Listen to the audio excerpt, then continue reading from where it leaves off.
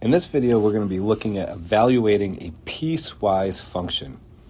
So a piecewise function is a function that has two or more equations that are specified for specific domains. So if we look at this one, it says f of x is equal to x plus 3 if x is greater than 0. So your domain is written on the right here. So if x is greater than 0, you're going to use x plus 3. And then below that it says negative x if x is less than or equal to 0.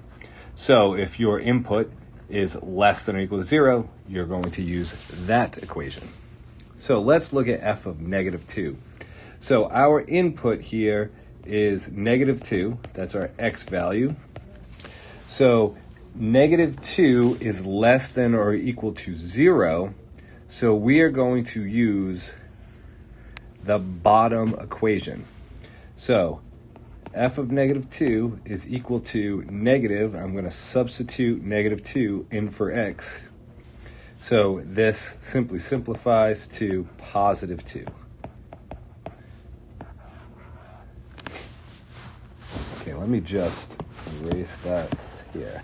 So let's look at part B, f of 0. So our input, our x value is 0.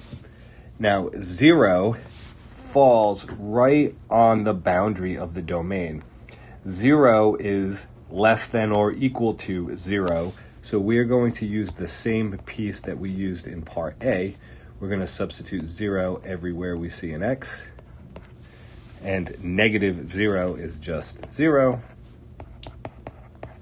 So f of 0 is 0. And then finally, f of 5, our input is 5. 5 is greater than 0. So now we're going to use that first equation. F of 5 is equal to, everywhere we see an x, we substitute 5. So f of 5 is equal to 8. And that's how you evaluate a piecewise function.